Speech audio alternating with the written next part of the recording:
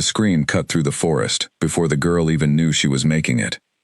Lyra ran with her bare feet tearing against roots and stone, her heart slamming so hard she could feel it in her throat. Behind her, torches bobbed between the trees like hungry orange eyes. She could hear the shouts of the pack guards closing in, their voices sharp with the kind of anger that comes from men who have already decided your guilt before you speak a single word. There she is. Don't let her reach the border stream. She did not know why they wanted to stop her from crossing water. She only knew that if they caught her, she would not live to see morning. 3 days earlier, Lyra had been an ordinary Omega in the Ashwood pack, a quiet young woman who mended clothes for the elders and sang softly to the pups when their mothers were too tired. She had no enemies that she knew of, she had no secrets worth killing over. And yet, 3 days ago, a scroll had been found hidden beneath the floorboard of her small cabin. A scroll supposedly written in her hand, listing the pack's hunting routes and border weaknesses, meant for the eyes of a rival clan. She had never seen that scroll before the council held it up in front of the entire pack. She had never written a single word of it. But paper does not argue for itself, and fear spreads through a crowd faster than truth ever could. By the time the Alpha's council finished reading the accusation aloud, Lyra could already see it in the eyes around her, the pity curdling into disgust, the neighbors who had shared bread with her a week before, now stepping back as if she carried plague. She had tried to speak. Her voice had cracked, and no one had waited for it to steady. Traitor, someone had hissed from the crowd, and the word had spread like fire through dry grass, jumping from mouth to mouth, until it was the only truth anyone remembered. The council did not sentence her to death. But that at least, they spared her. Death would have been a mercy compared to what they chose instead. Banishment, cast out beyond the border stream, with nothing but the clothes on her back, forbidden from ever returning, marked as an enemy of the pack that had raised her. Now, running through the dark with the torches gaining behind her, Lyra understood that banishment and death were not so different after all. A lone wolf without a pack, without land, without protection, rarely survived the first winter. Her foot caught on a root, and she went down hard, palms scraping against stone, pain flaring bright and immediate. For one terrible second she lay still, waiting for hands to grab her collar and drag her back, to face whatever punishment they had decided was fitting for a traitor who had tried to run. But no hands came. She pushed herself up, chest heaving, and kept moving. What she could not have known, what no one in that panicked, torch-lit night could have known, was that far to the east, in a stone hall lit by cold blue moonlight, a young man had just fallen to his knees in the middle of his own coronation feast. Cale Ashworth had been crowned Alpha King only hours before. The great hall of the Ashworth pack, a nation of wolves numbering in the thousands, had been filled with celebration, drums, and the howls of warriors pledging their loyalty to their new king. He had stood at the head of the hall, accepting the crown of his father, with a steady hand and a steadier heart, ready to lead. Then, without warning, something inside his chest had cracked open. It was not pain, not exactly. It was recognition. A pull so sudden and so absolute that his knees buckled beneath him before he even understood what was happening. His generals rushed forward, alarmed, thinking their new king had been poisoned or struck by some hidden enemy. But Cale waved them back, one hand pressed to his own sternum, his breath ragged. He knew what this feeling was. Every wolf grew up hearing stories about it, half believing it was myth, the mate bond. The moment a wolf's soul recognized the other half of itself, somewhere out in the vast world, and reached for it, whether that wolf was ready or not. My king, his second, a broad-shouldered warrior named Garrick, knelt beside him, his face pale with worry. "What is it? What's wrong?" Cale could not answer right away. He was too busy trying to hold on to the feeling before it slipped away, a scent that was not truly a scent, carried on wind that had not truly touched him, coming from a direction he could not name. It was faint, it was fading, even as he reached for it, like something precious being swept downstream too fast to catch. "Someone," he finally managed, his voice hoarse, "somewhere out there, my mate." The hall fell silent. A king discovering his mate on the night of his coronation should have been a cause for celebration, a sign of great fortune blessing his reign. But something about the way Cale's face had gone pale, the way his hand trembled where it still pressed against his chest, told everyone in that hall that this was not joy. It was loss. The bond is already breaking, Cale whispered, more to himself than to anyone listening. Something is happening to her, right now, something terrible. He did not know her name, he did not know her face. He only knew, with a certainty that settled into his bones like cold iron, that somewhere in the world a woman who belonged to him was in danger, and he had no way to reach her. That night, while Cale paced the length of his new throne room until dawn broke over the mountains, refusing every offer of comfort or rest, Lyra collapsed at last on the far side of the border stream, soaked through and shivering, alone in a forest that did not belong to any pack she knew. She did not feel a pull toward anyone. She did not sense a king somewhere crying out for her in the dark. She only felt the aching, bottomless loneliness of a girl who had lost everything in a single night: her home, her name, her future, over a crime she had never committed. She pressed her mother's pendant against her chest, the only thing she had managed to grab before she ran, and made herself a promise, as the sun began to rise over unfamiliar trees. She would survive, not because anyone was coming to save her, not because some distant fate owed her anything. She would survive because giving up was the only thing left that anyone could still take from her, and she refused to hand it over. Miles away, Cale finally spoke the words that would define the next 10 years of his reign, though none in that hall understood the weight they carried. "Find her," he told his generals, voice raw but unshakable. "I don't care how long it takes, or how far we have to search. Whoever she is, wherever she is, I will find my mate, even if it takes every wolf under my command, and every year I have left to give." No one in that hall, not even the king himself, could have guessed that it would take exactly 10 years, and that when he finally found her, it would not be through searching at all, but through the slow, unstoppable growth of an empire that would one day swallow a single quiet village whole, without anyone ever knowing who, waited inside it. The bond between them did not vanish that night, no matter how far apart the stream had carried them.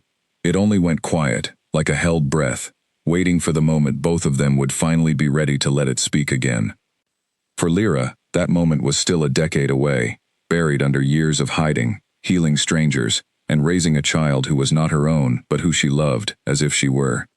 For Cale, it was buried under a crown, a war he did not choose, and the quiet, gnawing certainty that he might spend his entire life as king without ever holding the one person meant to stand beside him. Neither of them knew the other's name. Neither of them knew the other's face. But the bond between them had not broken. It had only gone to sleep, deep beneath 10 years of silence, waiting for the day fate would finally decide. Enough time had passed. 10 years passed the way rivers pass through stone, slow enough that no single day seemed to change anything, yet powerful enough to carve the whole landscape into something unrecognizable. The Ashworth pack that Cale had inherited as a young man, barely out of his coronation feast, had grown, under his rule, into something far larger than his father had ever imagined. What began as a single territory, bordered by forest and mountain, had expanded, treaty by treaty, victory by victory, until the Ashworth banner flew over lands that stretched 3 days' ride in every direction. 10,000 warriors now called him king. Villages that had once feared his borders now begged to be folded inside them, drawn by the promise of safety under the strongest pack in the region. Cale had built all of it with steady hands and a mind that rarely rested. He was, by every measure his advisors could name, the finest alpha king the Ashworth line had produced in 3 generations. He was also, by every measure that mattered to him personally, deeply and quietly unfinished. He had never taken a queen. It was not for lack of offers. Noble families from every allied pack had paraded their daughters before him over the years, each introduction more elaborate than the last, each young woman polished and coached to charm a king who had no interest in being charmed. Cale received them all with the same careful courtesy, the same brief conversation, the same gentle refusal that had, over time, become a source of endless frustration for his council. "You are 30 years old," Garrick told him one evening, standing in the king's private study, with the particular bluntness only an old friend could get away with. "The pack needs an heir. The nobles are starting to whisper that something is wrong with you. Let them whisper." Cale did not look up from the maps spread across his desk, though his jaw tightened at the words. "They're saying you're cursed." Some say you're incapable of the bond at all. Others say, I know what they say. Cale finally lifted his eyes, and something in his expression made even Garrick fall silent. I felt her, Garrick. 10 years ago, the night I was crowned. I felt the bond snap into place as clearly as I feel my own heartbeat right now. She is alive somewhere. I know it. I have known it every single day since. Garrick's expression softened, the frustration draining out of him in an instant. He had been in that hall a decade ago. He had seen his king collapse to his knees on the happiest night of his life, and he had watched, year after year, as that same king quietly refused every path that might have led him away from a bond he could not name or locate. Then why not tell the council the truth? Garrick asked gently. Why not let them help you search properly, instead of carrying this alone? Because I don't know what I'm searching for. Cale's voice dropped, tired in a way that had nothing to do with sleep. I don't have a name. I don't have a face. I only have a feeling that comes and goes like smoke, stronger some nights than others, as if she is out there somewhere, living her life, without ever knowing I exist. How do I ask 10,000 wolves to search for smoke? It was the most Cale had said about the bond in years, and Garrick understood, in that moment, why the king had built an empire instead of a family. Expansion gave him a reason to keep moving, keep searching, keep crossing new territory, in the vague, unspoken hope that one day the smoke would finally lead somewhere solid. What Cale did not say, because he barely allowed himself to think it, was that some nights, the feeling was so faint he wondered if his mate might already be gone. Wolves could survive the loss of a mate they never met, but it left a hollow behind that never fully closed. He had learned to live inside that hollow.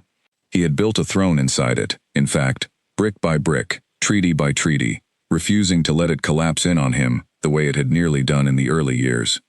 There's a new matter that needs your attention, Garrick said finally, changing the subject with the careful timing of a man who knew when to retreat. The southern annexation is complete. The village council there has agreed to fold under Ashworth protection. It's a small place, mostly humans and a handful of unclaimed wolves who never registered with any pack. Nothing remarkable. The paperwork only needs your seal. Cale waved a hand toward the desk. Leave it. I'll sign it in the morning. There's one more thing. Garrick hesitated, which was unusual enough that Cale actually looked up again. The regional governor sent a report, along with the annexation papers. Something about a healer in the village who's gained quite a reputation. Apparently half the wounded soldiers who pass through that road end up under her care instead of the pack physicians. The governor thought you should know, in case you wanted to bring her formally under pack service. Cale barely registered the words. Healers were common enough, and skilled ones were always useful to a king with an army. He signed off on the idea absently, already turning his attention back to the maps, back to the borders, back to the slow, patient work of building an empire that had, without his noticing, become the only thing large enough to fill the space his missing mate had left behind. I'll inspect the new territory myself, he said suddenly, surprising even himself with the decision. It's been years since I visited the southern edge of our land personally. The people there should see their king, not just his seal on a piece of paper. Garrick raised an eyebrow, clearly suspecting there was more behind the decision than Cale was saying, but he knew better than to push. I'll arrange the escort. 3 days' ride, if the weather holds. Cale nodded, and for reasons he could not explain, something in his chest had gone unusually still, the way the forest goes still, right before a storm breaks. He told himself it was simply the restlessness of a king who spent too many nights indoors with maps instead of moving among his people. He told himself the odd, tightening pull he felt in his sternum was nothing more than travel nerves, some old memory stirred loose by the thought of new territory. He did not let himself think the word hope. He had learned, over 10 long years, exactly how dangerous that word could be.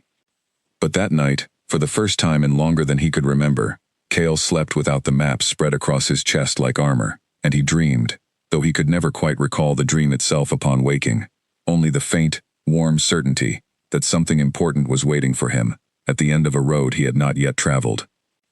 Far to the south, in a small village tucked against a quiet river, a woman with a healer's steady hands finished wrapping a farmer's broken arm, unaware that the borders of her entire world were about to change, and that the king who had spent 10 years chasing smoke was, at that very moment, deciding to ride straight toward her, without knowing her name.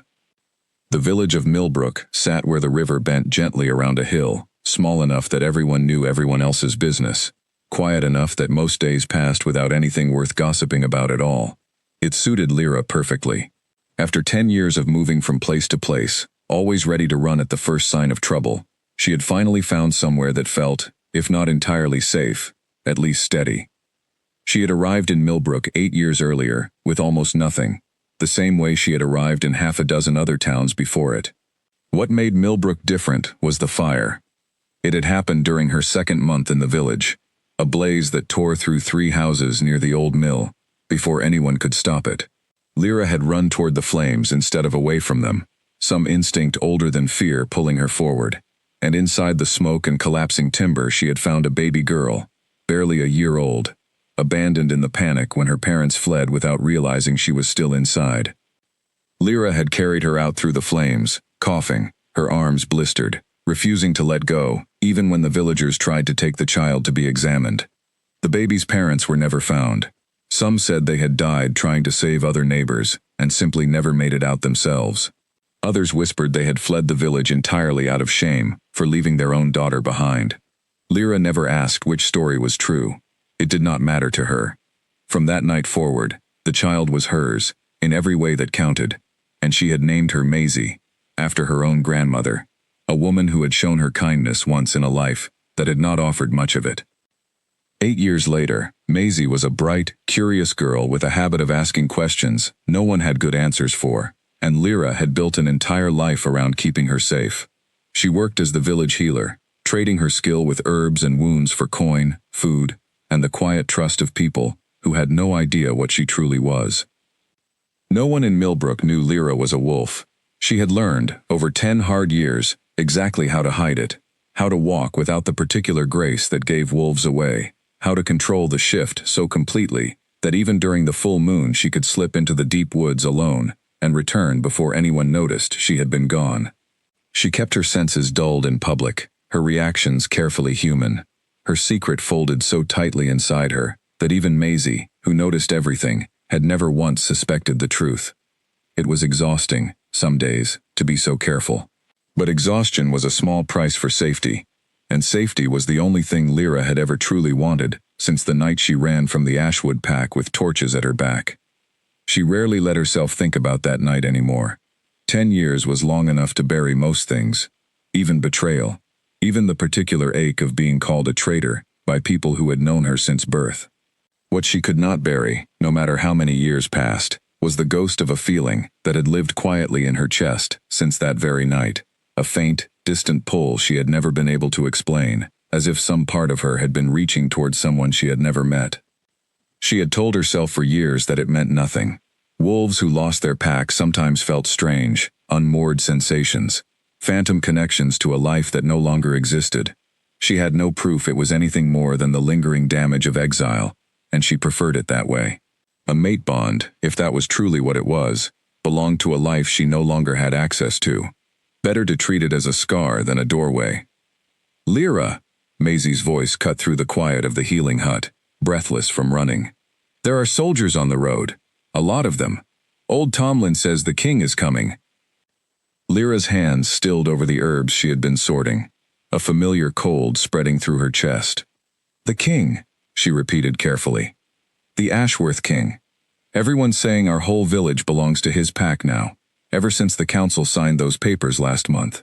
Maisie's eyes were wide with the particular excitement only a child could feel about something that had not yet proven dangerous. "Do you think he'll come through the market? Do you think we'll get to see him?" Lyra forced her hands to keep moving, tying off the bundle of herbs with steady fingers even as her mind raced. She had known, distantly, that Millbrook's council had been in talks to fold the village under a larger pack's protection. Small settlements like theirs could not survive alone forever, not with bandits growing bolder along the southern roads. She had simply never let herself think too hard about what pack, or what king, might end up claiming the land she called home. Ashworth. The name meant nothing to her directly, and yet something in her chest tightened at the sound of it, an old, familiar unease she could not place. "I'm sure the king has more important things to do than walk through a market," Lyra said, keeping her voice light for Maisie's sake. "Kings usually stay with their soldiers and their maps. Now go wash up before supper. And stay away from the main road until those soldiers have settled. Understood? Crowds like that are not always safe for a young girl. Maisie huffed the particular sigh of a child being denied excitement, but she nodded and darted off toward the well, leaving Lyra alone with the herbs and the sudden uneasy weight settling in her stomach. She told herself it was nothing. Kings visited new territories all the time. It meant nothing about her specifically, nothing about the past she had buried so carefully.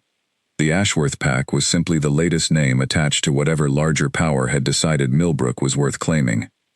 And yet, as she finished tying off the last bundle of herbs, Lyra found her hand had drifted, without her permission, to the small pendant she still wore beneath her collar, the same one she had carried out of the Ashwood forest 10 years ago.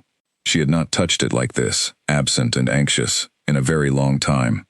Outside, the sound of hooves on the road was growing louder, a slow, steady rhythm that seemed to vibrate up through the ground itself, as if the whole village could feel the approach of something too large to stop.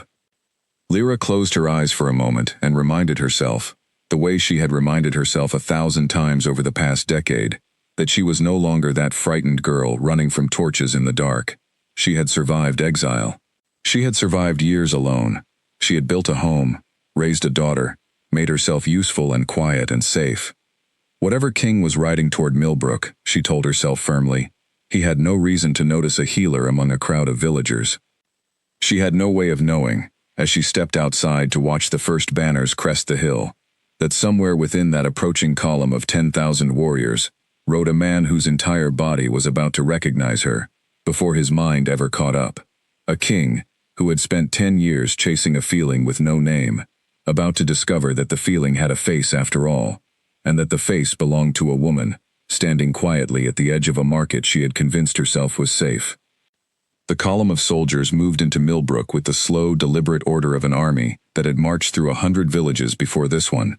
Banners bearing the Ashworth crest, a silver wolf against deep blue, snapped in the afternoon wind. Villagers lined the road in a mixture of nervous excitement and wary silence, unsure whether to celebrate or fear the arrival of the pack that now claimed their land. Cale rode near the front, flanked by Garrick and a handful of trusted commanders, his expression carefully neutral, the practiced calm of a king who had done this exact procession dozens of times before. Normally these inspections bored him. Normally he spent them thinking about the maps waiting back at the capital, the treaties still unsigned, the endless list of responsibilities that came with ruling 10,000 wolves and the lands beneath them. Today was different, and he could not explain why. The unease had started 3 days ago. On the first morning of the ride south, a faint tightening in his chest he had dismissed as travel fatigue. By the second day, it had grown into something closer to restlessness, an itch beneath his skin that made it difficult to sit still even on horseback. By the third day, as the column crested the final hill overlooking Millbrook, the feeling had become impossible to ignore, a low hum running through his entire body like a plucked string that would not stop vibrating. "You've been quiet," Garrick observed, riding close enough to speak without being overheard. "Quieter than usual, even for you."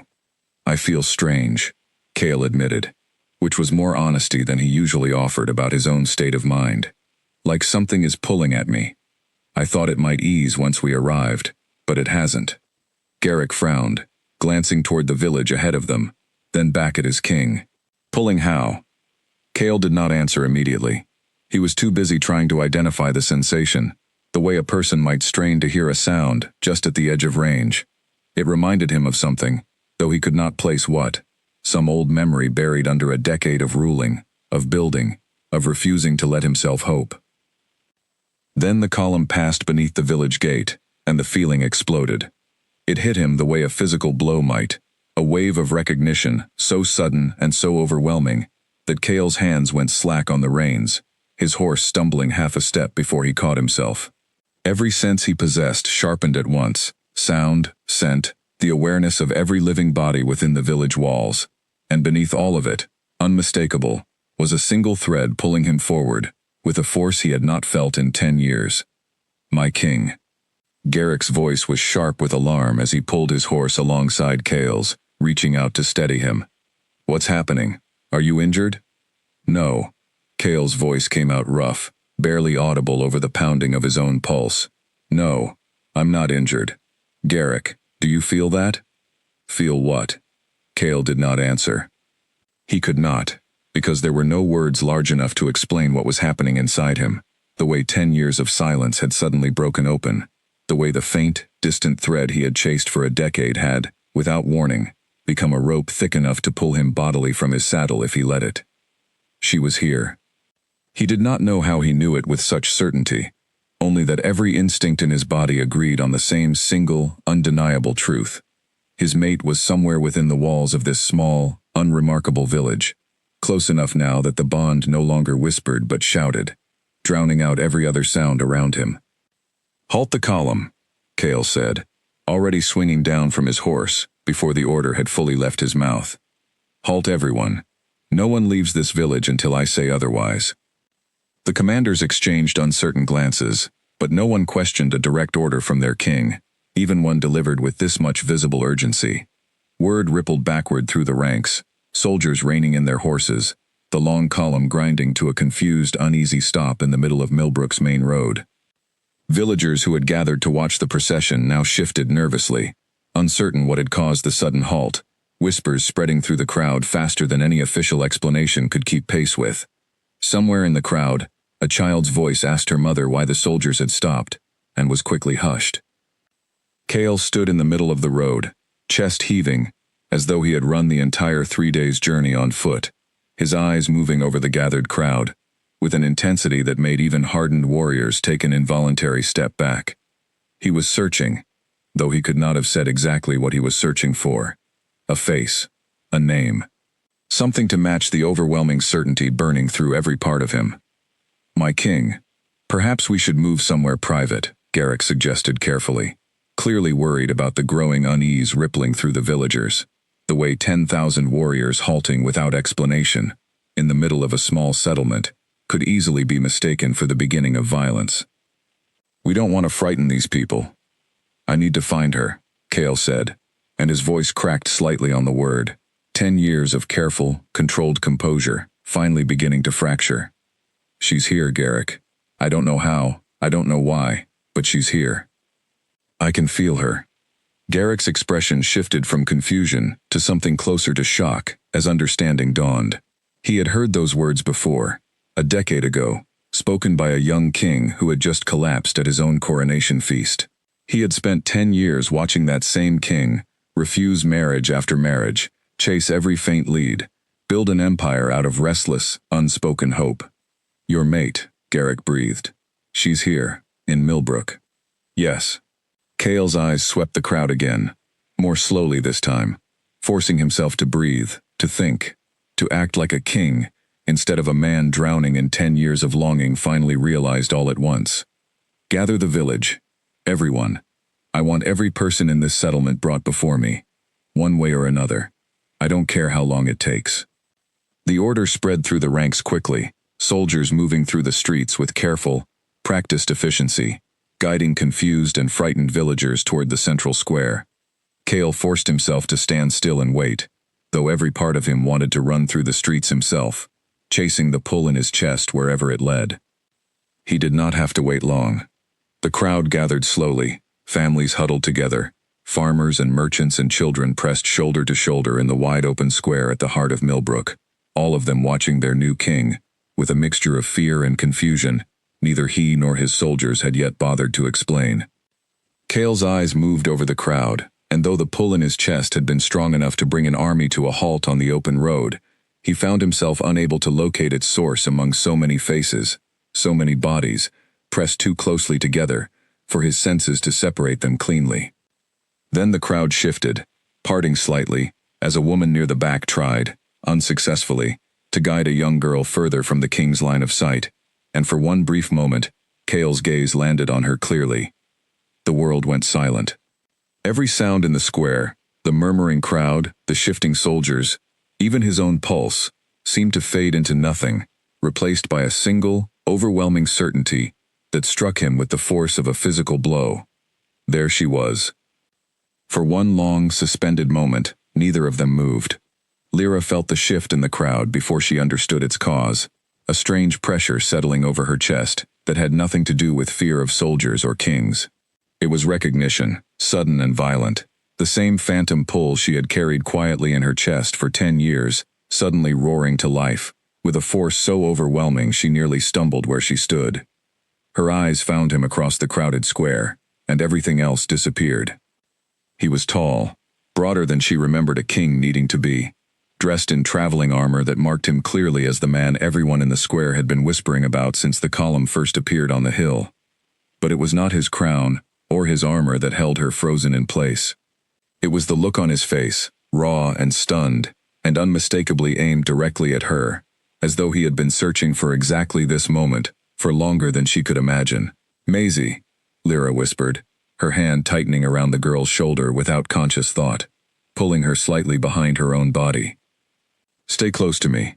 Maisie, sensing the sudden tension in her guardian's voice, went still and quiet, her wide eyes flicking between Lyra and the king who had, inexplicably, begun walking directly toward them, through a crowd that parted instinctively at his approach.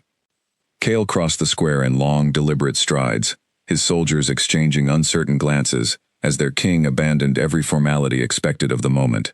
He stopped several feet from Lyra, close enough now that she could see the exact shade of his eyes, a warm brown that seemed to hold both relief and disbelief in equal measure. "It's you," he said, his voice low, rough with an emotion he made no effort to hide. 10 years. I've searched for 10 years. And it was you." Lyra's throat had gone dry. Every instinct she had honed over a decade of hiding screamed at her to look away, to make herself smaller, to disappear back into the crowd, before this man's attention could turn dangerous. But some older, deeper instinct, one she had buried just as deeply as her wolf, held her still, caught in the gravity of his gaze. "I don't know you," she managed finally, though even as she said it, some part of her recognized the lie for what it was. She did not know his name, or his face, but the bond thrumming beneath her skin knew him in a way words could not explain.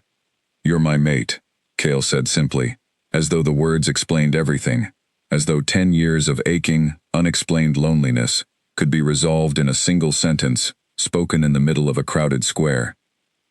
"I felt the bond snap into place the night I was crowned king. I've spent every year since trying to find you." A murmur rippled through the crowd, villagers exchanging startled glances, whispers spreading faster than anyone could contain them.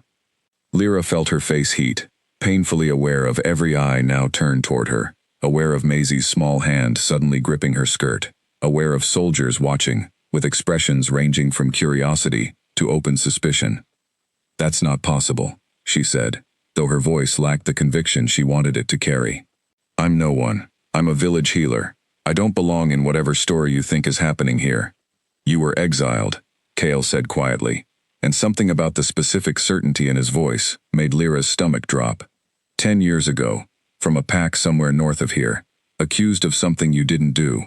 I can smell it on you, the old scar of it, the way exile marks a wolf even after the years have passed." Lyra's blood went cold. No one in Millbrook knew that part of her past. Not the shopkeepers who traded with her daily, not the farmers whose wounds she stitched, not even Maisie, who believed her mother's history began the night she pulled her from a burning house. To hear a stranger, a king, speak of it so plainly in front of the entire village felt like watching the careful walls of her hidden life crumble in real time. "I don't know what you think you smell," she said, forcing steel into her voice, even as panic clawed at her chest. "But you're mistaken. I am not whoever you're looking for." Cale studied her for a long moment, and something in his expression softened, the intensity easing into something closer to gentleness, as if he understood, somehow, exactly how frightening this moment must feel from her side of it. "I'm not here to hurt you," he said, quieter now, meant only for her, though the hushed square carried his words easily to those nearby. "I only need to know your name. That's all I'm asking. Just your name." The square had gone almost entirely silent, villagers and soldiers alike holding their breath, waiting to see whether the mysterious healer of Millbrook would answer her king. Lyra glanced down at Maisie, who was watching her with wide, frightened eyes, clearly sensing that something enormous was happening, even if she couldn't understand what. She thought of the 8 quiet years she had built in this village, the careful life stitched together from nothing, the safety she had promised herself and this child, no matter what it cost her. She thought, too, of 10 years spent wondering what that faint, aching pull in her chest had meant, and the terrifying, undeniable relief she felt now that someone else in the world had finally recognized it too. "Lyra," she said finally, her voice barely above a whisper, though in the silence of the square it carried perfectly clear. "My name is Lyra." Something shifted in Cale's face at the sound of it. A decade of searching finally settling into something solid and real. "Lyra," he repeated softly, as though testing the shape of it, as though committing it to memory, in a way he intended never to lose again. "I am Cale, and I promise you, whatever happened to you 10 years ago, whatever drove you from your home, I intend to understand every piece of it." Lyra opened her mouth to respond, though she had no idea what words could possibly follow a moment like this, when a new voice cut sharply through the crowd, cold and deliberately loud enough to carry across the entire square. "My king, forgive the interruption, but surely you don't intend to entertain claims from an exiled traitor." Cale's expression darkened instantly as he turned toward the voice, and Lyra felt her stomach twist with dread, recognizing all too well the particular danger carried in that single word. Traitor. The past she had run from for 10 years had just found her again, standing in the very square where her future was supposed to begin. The man who had spoken stepped forward from among the escort of local officials who had gathered to greet the king's arrival. He wore the deep green sash of a regional council member, an older man with sharp features and eyes that flicked over Lyra with obvious distaste.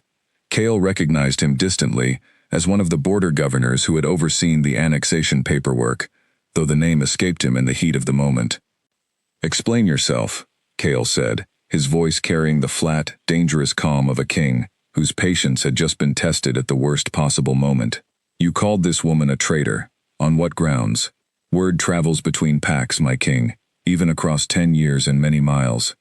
The governor's tone remained smooth, deliberately reasonable, though Lyra could hear the satisfaction hidden beneath it, the pleasure of a man who believed he had just gained the upper hand.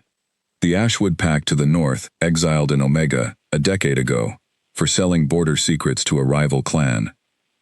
I have heard the story many times over the years, traded between council members at regional gatherings. The details match precisely. An Omega healer, Banished young, last seen fleeing south. It seems your mate, my king, carries rather more history than you may wish to claim." Whispers exploded through the crowd at that, villagers who had known Lyra for 8 years, exchanging stunned, uncertain glances. Lyra felt each one of those glances like a physical blow, the careful trust she had built brick by brick threatening to collapse in the space of a single accusation spoken aloud. "That's not true," she said, her voice shaking, despite her best effort to keep it steady. "I never sold anything to anyone. I was framed. The scroll they found wasn't written by me." "A traitor would say exactly that," the governor replied, not unkindly, which somehow made the words worse. "I mean no cruelty toward you, healer. I am only informing my king of what history says about the woman standing before him."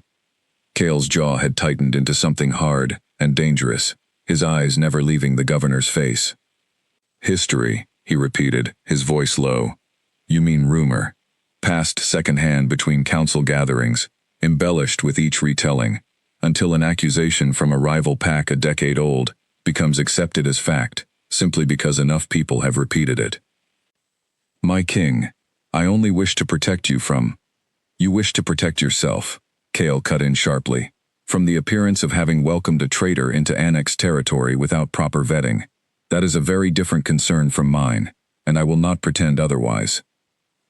The governor's mouth snapped shut, his composure cracking slightly under the weight of Cale's stare. Around them, the crowd had gone almost perfectly silent, watching the exchange with the tense fascination of people witnessing something they would repeat for years afterward. Cale turned back to Lyra, and though his expression had gained an edge of fury directed at the governor, it softened entirely the moment his eyes found her again. "Tell me what happened," he said quietly. "Not the rumor. The truth. I want to hear it from you." Lyra's hands had begun to tremble, 10 years of carefully buried memory rising too fast for her to control. She glanced down at Maisie, who was watching the entire exchange with wide, frightened eyes, clearly overwhelmed by the sudden attention of soldiers, a king, and a crowd of neighbors who had never before looked at her mother with suspicion. "Not here," Lyra said finally, her voice barely steady. "Please, not in front of the entire village. Not in front of my daughter." Something in Cale's expression shifted at the word daughter. A flicker of surprise quickly smoothed over, though he did not press the matter. Instead, he nodded, turning to address the crowd with the authority of a king, reasserting control over a moment that had nearly spiraled beyond it. "This village remains under Ashworth protection, exactly as promised," he announced, his voice carrying easily across the square. "Nothing that has happened here today changes that. Return to your homes. Your king has matters to discuss privately, and I expect every one of you to extend this woman the same courtesy you did yesterday, before rumors arrived to poison it."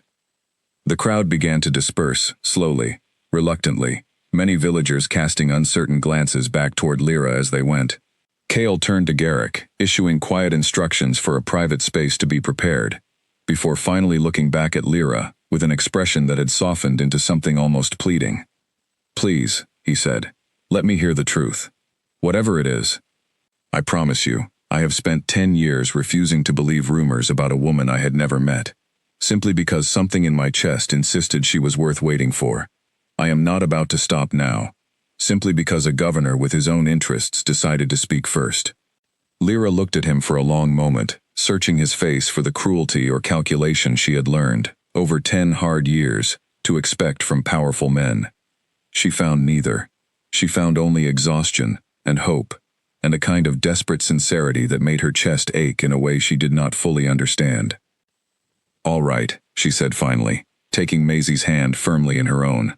"I'll tell you everything, but she stays with me.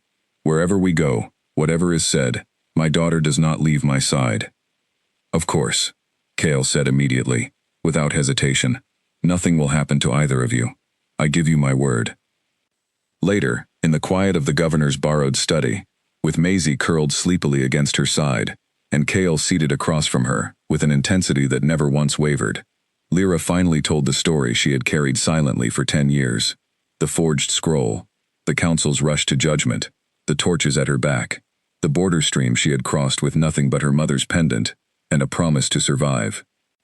Cale listened without interrupting, his hands clenched tightly on the arms of his chair, his expression darkening with something that looked less like anger and more like grief for every year that accusation had cost them both. "I believe you," he said quietly, when she finally finished. "Every word, and I intend to find out exactly who forged that scroll, and why, no matter how long it takes or how many old alliances it disturbs to uncover it." Lyra studied him carefully, searching for the trap she still half expected to find.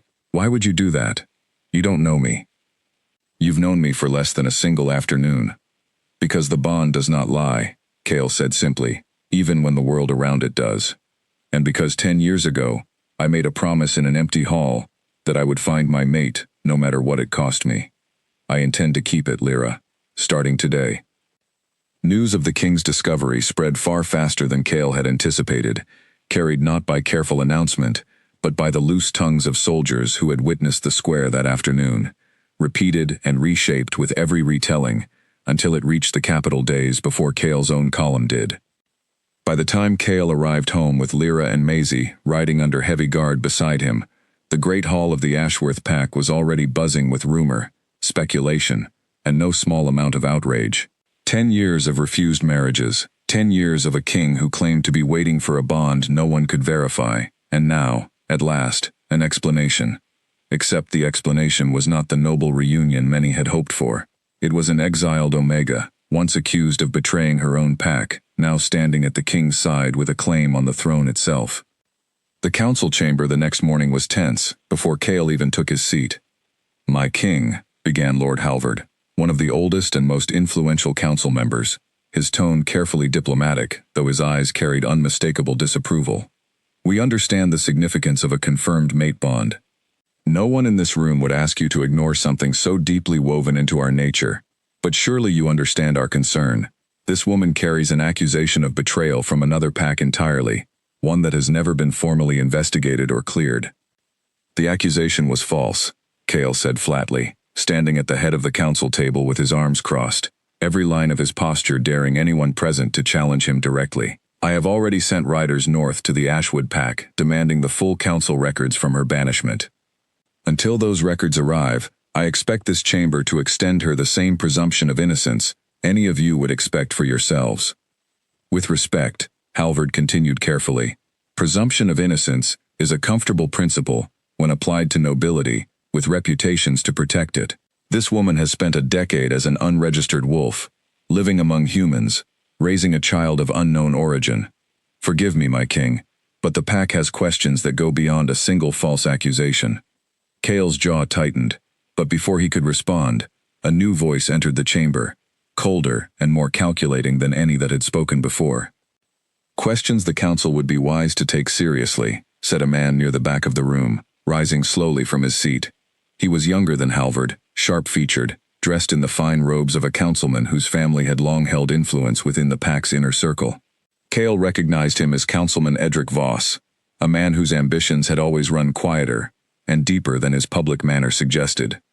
An Omega with a history of betrayal, suddenly claiming the highest position in the pack, arriving with a child whose parentage no one can confirm. Forgive my bluntness, my king, but this arrangement raises concerns for every family in this chamber who has hoped their own daughters might one day secure the throne. The comment landed exactly as intended, several council members shifting uncomfortably, old ambitions and old grudges surfacing beneath a veneer of concern for pack security. Kale felt his temper fraying, the 10 years of careful, patient rule threatening to crack under the weight of watching people he had trusted question the one thing he had waited an entire decade to find. The mate bond is not a political negotiation, Kale said, his voice dropping into something dangerously quiet. It is not something I chose, and it is not something any of you have the authority to overrule. I did not select Lyra from among your daughters, councilman, because the choice was never mine to make. It was made the night I was born, and confirmed the moment I stood before her 3 days ago. If any of you have a genuine grievance regarding pack security, bring it to me directly, with evidence, and I will address it. But I will not sit in this chamber and listen to my mate's character questioned by men more concerned with their own family's ambitions than with the truth. The room fell into uneasy silence. Voss's expression remained smooth, unreadable, though something flickered briefly behind his eyes, gone too quickly for Kale to name it. Of course, my king, Voss said finally, inclining his head with practiced deference. We only wish to see the pack protected, now and for generations to come. I trust the records from Ashwood will arrive swiftly, and put these concerns to rest entirely. The meeting ended shortly after, the council dispersing with quiet murmurs that Kale did not need enhanced hearing to know were not entirely favorable.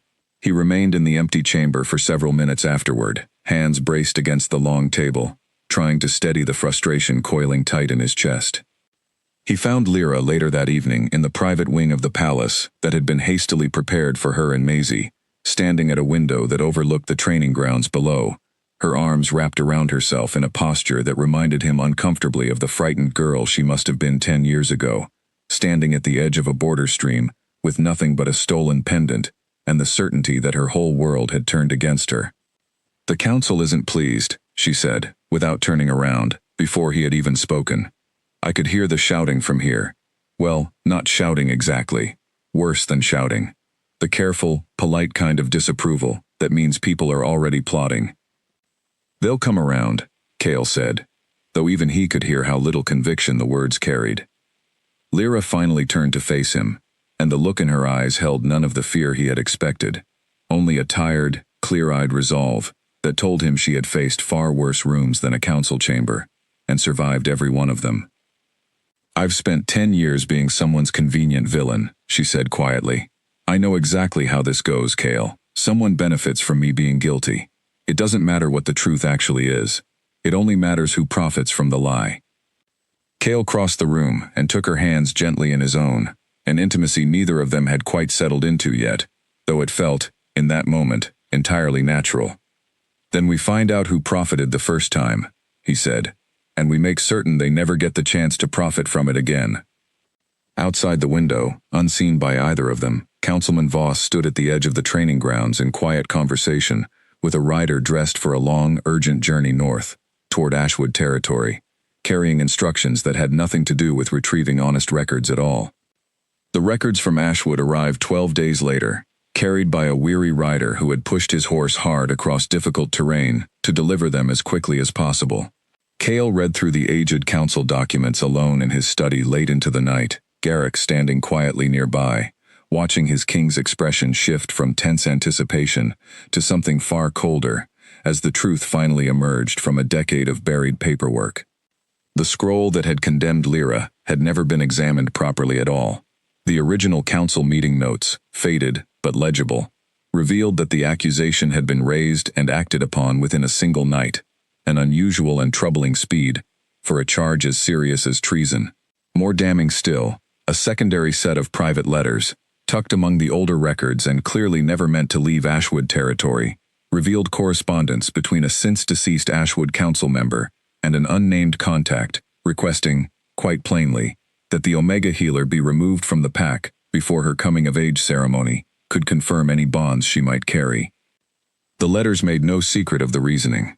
An Ashwood noble family, fearful that an unclaimed Omega with unusually strong bonding potential might one day outrank their own daughter's prospects within pack politics, had orchestrated the entire accusation, forging the scroll and ensuring it was discovered at precisely the moment it would cause the most damage.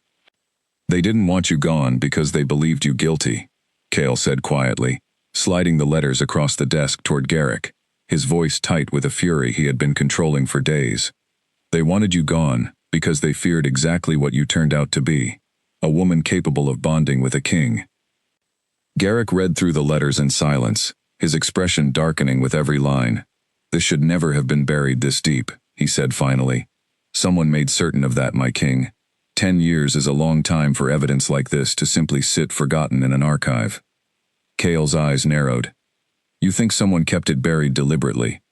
Recently. I think, Garrick said carefully, that a governor who was suspiciously quick to raise old rumors in a crowded square, and a councilman who seemed unusually invested in questioning Lyra's character before any records had even arrived, might have more knowledge of this situation than either of them let on. The two men exchanged a long look, the weight of the implication settling heavily between them. Cale rose from his desk, pacing the length of his study with barely contained energy. 10 years of restrained frustration, finally finding a direction to channel itself toward. Bring Voss to me, Cale said, quietly. I want to understand exactly how much he already knew before I decide how public this confrontation needs to be. It took 2 more days to arrange, days during which Cale forced himself to maintain careful composure in every public appearance, revealing nothing of what he now knew, watching Voss move through the palace with the same smooth, practiced confidence he always carried. Lyra, informed privately of the discovery, had reacted with a complicated mixture of vindication and exhaustion, 10 years of buried anger finally finding a name and a face to attach itself to. I always assumed it was random, she admitted to Cale one evening, sitting beside him in the quiet of his study, while Maisie slept in the next room. Bad luck. Wrong place, wrong time. I never imagined someone had planned it, chosen me, specifically, because of what I might one day become. You didn't deserve any of it, Cale said firmly. Not the accusation, not the exile, not a single day of the 10 years it cost you. And I promise you, the people responsible will answer for it, whatever consequences that requires.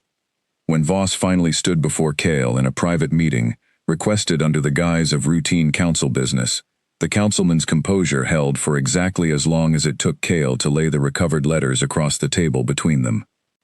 These letters, Cale said quietly, name your grandmother as the noble who orchestrated Lyra's exile 10 years ago. Fearful, it seems, that an unclaimed Omega might one day outrank your own family's ambitions for the throne. Care to explain why a councilman with no prior connection to Ashwood affairs was so remarkably well informed about a decade-old rumor within days of my mate's arrival? Voss's face went pale, though he recovered his composure with impressive speed, straightening in his seat with the particular defiance of a man who understood he had already been caught, and had chosen, in that instant, to abandon pretense entirely. My grandmother protected this pack's bloodline the only way available to her, he said, his voice hardening. An Omega with bonding potential strong enough to claim an Alpha King is not a small matter, my king. It threatens generations of careful alliance building. I did what any loyal family would do. I made certain the truth stayed buried, for the good of pack stability. You mean for the good of your family's ambitions, Cale said, his voice going dangerously flat. You cost an innocent woman 10 years of her life. You cost me 10 years I will never get back. And you did it not for pack stability, but because you feared losing influence to a bond you had no right to interfere with. The pack does not need an exiled traitor as its queen, Voss said, rising to his feet, all pretense of deference finally abandoned. Whatever the bond claims, the council will never fully accept her. You are making a mistake, my king, one that will divide this pack in ways you do not yet understand. Cale's expression remained utterly still, though something in his eyes had gone cold enough to make even Garrick, standing silently near the door, shift uneasily. Then let it divide, Cale said quietly.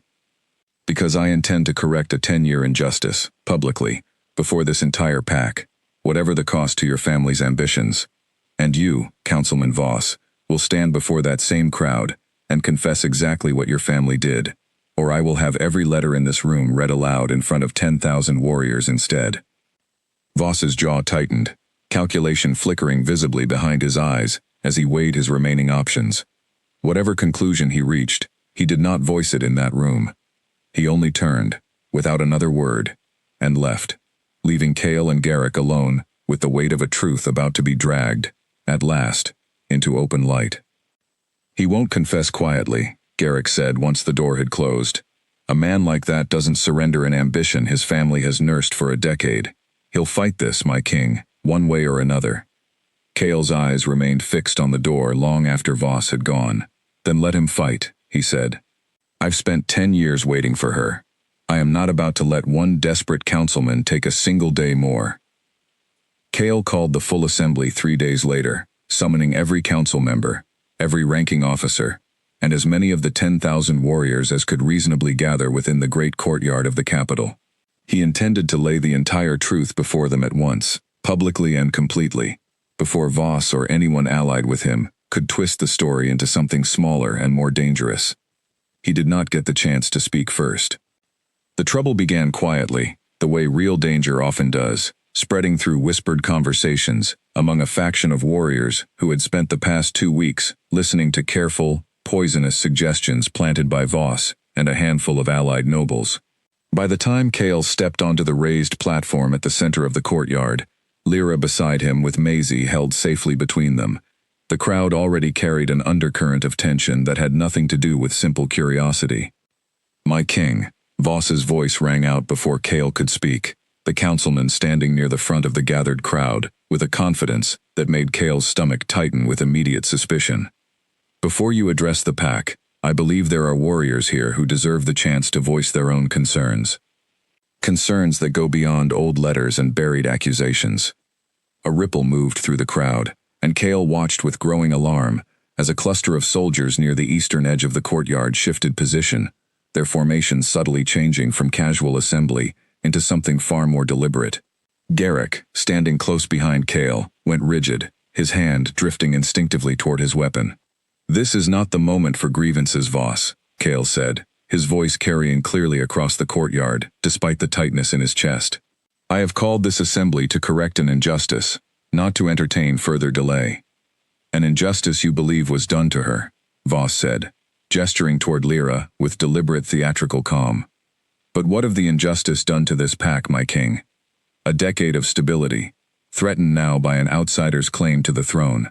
Some of us believe the pack's true interests deserve protection, even if that protection requires action you yourself refuse to take. The words were a signal, Cale realized too late, watching in growing horror as the cluster of soldiers near the eastern edge suddenly moved, weapons drawn, cutting a path directly toward the platform where he stood. Screams erupted through the crowd as ordinary villagers and off-duty warriors scrambled to clear the sudden chaos, the careful order of the assembly shattering in an instant. Protect the king. Garrick's voice roared over the din, loyal soldiers scrambling to form a defensive line, even as confusion rippled through ranks, unsure which side truly held legitimate authority in the sudden, violent disorder. Cale's first instinct was toward Lyra, turning immediately to pull her and Maisie back from the platform's edge. But Lyra, to his surprise, did not flinch away in fear. Instead, she moved with a controlled, practiced calm that spoke of 10 years spent surviving worse dangers than a single chaotic courtyard, guiding Maisie firmly behind the solid stone of a nearby column before turning back toward the unfolding conflict with sharp, assessing eyes. There, she said urgently, pointing toward a second group of soldiers attempting to flank Garrick's defensive line from the western side. They're trying to cut off the platform from two directions. If your loyal soldiers stay in a single line, they'll be surrounded. Cale followed her gaze, immediately recognizing the truth of what she'd identified, and relayed the warning to Garrick with a sharp, urgent gesture. The defensive formation adjusted just in time, closing the gap Voss's soldiers had been attempting to exploit, buying precious seconds as more loyal warriors, alerted by the commotion, poured into the courtyard from the barracks beyond. The fighting that followed was chaotic but mercifully brief, the rebellion never having gathered enough genuine support to overwhelm the king's loyal forces, most of the 10,000 warriors choosing, in the critical moment, to defend the throne rather than follow a councilman's poorly organized coup. Voss's soldiers, realizing the numbers had turned decisively against them, began dropping their weapons within minutes, the chaotic energy of rebellion collapsing as quickly as it had ignited. Voss himself made a final, desperate attempt to reach the platform directly, perhaps hoping to seize Cale or force some final concession before the rebellion fully collapsed around him. But Lyra, positioned near the column where she had been sheltering Maisie, intercepted him before he could close the distance, using the same quick, practiced movements that had once helped her survive a decade of dangerous roads alone. She disarmed him cleanly, pressing him firmly against the stone column until loyal guards arrived to take him into custody. Cale reached her moments later, his expression a mixture of fury at the danger she had placed herself in and undeniable awe at the skill with which she had handled it. "You could have been hurt," he said, his voice rough with barely restrained emotion, reaching for her, even as guards dragged Voss away in restraints. "I've spent 10 years learning how not to be hurt," Lyra said, breathless but steady, her eyes finding his, with a clarity that held none of the fear she might once have carried into a moment like this. "I wasn't about to let him reach you, or reach Maisie, not after everything it took for us to get here." Around them, the courtyard slowly settled into stunned quiet, the remaining rebels disarmed and restrained, loyal warriors and frightened villagers alike, beginning to process what had just occurred. Whispers spread rapidly through the crowd, though this time the whispers carried a very different tone than the suspicion Lyra had faced weeks earlier. Warriors who had watched her calmly identify a flanking maneuver, who had seen her disarm a councilman with her bare hands to protect their king, now looked at her with something closer to respect than doubt. Garrick approached, breathing hard from the brief but intense fighting, glancing between Cale and Lyra with an expression that had shifted, over the course of a single chaotic afternoon, from cautious tolerance into genuine admiration. "My king," he said, "I believe the council's concerns about your mate's suitability have just been rather thoroughly answered." Cale, still holding Lyra close, allowed himself, for the first time in 10 long years, a small, exhausted smile. "They have indeed," he said. "Now let's finish what we came here to do." The courtyard was cleared and restored to order within the hour, the wounded tended, the rebels marched away under heavy guard, and the crowd of 10,000 warriors and gathered villagers reassembled, shaken but attentive, waiting to hear what their king would say after the chaos that had nearly torn the assembly apart. Cale stood once more at the center of the platform, Lyra beside him, Maisie held safely against her side, and this time, no one dared interrupt him. 10 years ago, he began, his voice carrying clearly across the silent courtyard, I stood in a hall very much like this one, on the night of my own coronation, and felt a bond form that I could not explain and could not locate. I spent every year since searching for it, refusing marriages, refusing alliances, refusing to give up on a feeling I could not even put a name to. Many of you believed, over those years, that something was wrong with me, that I was incapable of the bond, or unworthy of it. I understand why you believed that. I very nearly believed it myself, on the hardest nights. He paused, glancing down at Lyra, who met his eyes with a steadiness that seemed to settle something in his chest even now, even after everything that had already passed between them. I found her 3 weeks ago, in a village most of you had never heard of before it came under our protection. Her name is Lyra.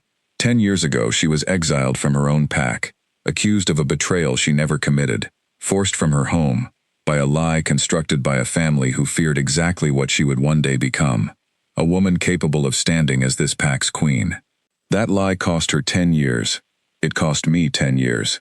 And it very nearly cost this entire pack far more today, when those responsible for hiding that lie chose violence over honesty, rather than see it finally exposed. He gestured toward the restrained figure of Voss, held under guard near the edge of the platform, stripped now of the confident composure he had carried for weeks. Councilman Voss and his family orchestrated Lyra's exile a decade ago, and when the truth threatened to surface, he chose rebellion rather than accountability. He will answer for both, fully, before this council and this pack. A murmur moved through the crowd, though this time it carried none of the earlier suspicion, only the low hum of a pack absorbing a truth far larger than the rumors that had first greeted Lyra's arrival. But I did not gather you here today, only to expose a decade-old crime, Cale continued, turning fully toward Lyra now, his voice softening, even as it continued to carry across the silent courtyard. I gathered you here to correct it. Lyra did not choose exile. She did not choose the years of hardship that followed, the years spent hiding who she truly was, to keep herself and her daughter safe. Everything she has survived, she survived because she refused to give up. The same refusal that drove her, this very afternoon, to place herself between danger and the people she has come to protect, including me. He reached for her hand, and this time Lyra did not hesitate, her fingers closing around his with a steadiness that carried the weight of 10 hard years, finally settling into something solid. Today, before this entire pack, I name Lyra as my queen, Cale announced, his voice ringing clear and unshakable across the courtyard. Not despite the 10 years she survived, but because of the strength those years forged in her, and I name her daughter, Maisie, as pack-born, welcomed fully and completely into this family, exactly as she has always deserved to be. The courtyard erupted, not into the tense, uncertain murmuring of weeks earlier, but into something closer to genuine celebration. Warriors who had watched Lyra disarm a traitor, with her own hands raising their voices in support, that needed no further convincing. Even Lord Halvard, watching from among the council, offered a slow, respectful nod that carried more weight than any formal speech could have managed. Lyra looked out over the crowd, over 10,000 faces that had greeted her, only weeks earlier, with suspicion and doubt, now offering something entirely different, and felt something loosen in her chest that had been tight for 10 long years. She was not the frightened girl who had fled through dark woods with torches at her back. She was not the quiet healer who had spent 8 years making herself small enough to stay safe. She was standing, at last, exactly where the bond had always meant her to stand, beside a king who had never once stopped searching, in front of a pack finally ready to see her clearly.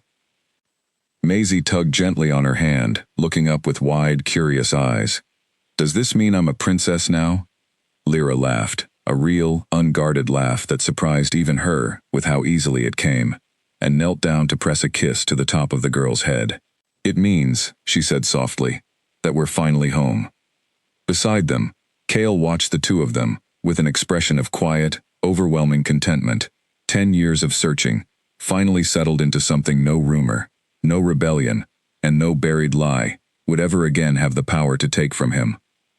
The pack that had once stood as 10,000 wolves between them now stood united behind them instead, and as the courtyard celebration rose into the evening air, Cale understood, with a certainty that finally felt like peace instead of longing, that the decade he had lost searching for her had not been wasted after all. It had simply been the price of building a reign strong enough to protect exactly the life the two of them, together, were only just beginning.